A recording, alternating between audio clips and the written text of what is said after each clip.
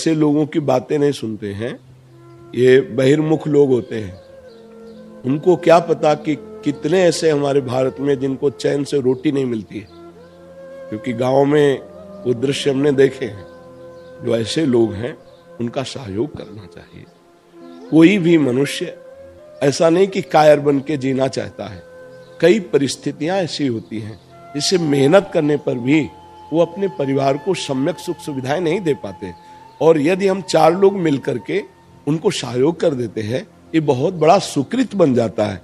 ये बातुल भूत विवश मतवारे, ते नहीं बोले ही बचन विचारे, तिनकर कहा सुनी नहीं काना, गोस्वामी जी ने कहा। ऐसे लोगों की बातें नहीं सुनते।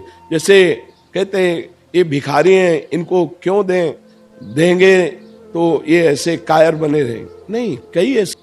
दोस्तों, राधे राधे बोलते रहें और बाबा जी के प्रवचन को आगे बढ़ाते रहें और सुनते रहें। राधे राधे दोस्तों।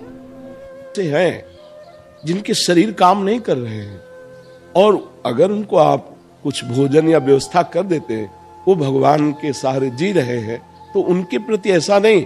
हाँ, कुछ ऐसे हैं जो इस तरह का नाटक करके व्यसन आदि करते हैं, उसमें थोड़ा ध्यान दे देना चाहिए।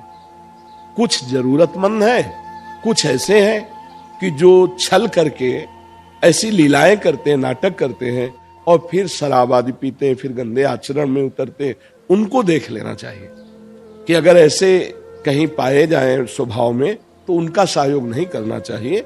नहीं तो जो दैन्यता पूर्वक अपना व्यवहार ठीक से करते हैं और उनका हम सहयोग कर देते हैं, वो सुख पूर्वक खाते पीते हैं, तो ये हमारा धर्म बन जाएगा, ये हमारी सेवा बन जाएगी। पर कुछ होते हैं ऐसे, ये तो निश्चित है।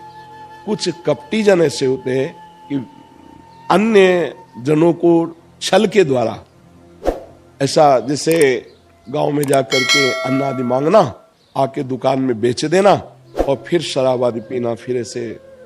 पर वही अपमान उन संतों का भी हो जाता है जो मांग करके लाते हैं और महीनों उससे भजन करते हैं।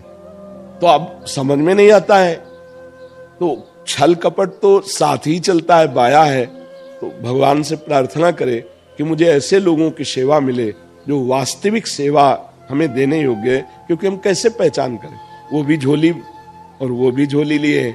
एक अपनी झोली से मांग के लाता है, 1 महीने भजन करता है उसी अन्न से, और एक आता है वो बेच देता है, उसकी शराब पीता है। तो वो तो गलत आचरण में गया और वो भजन में गया। अब इसका भेद समझ पाना थोड़ा कठिन होता है।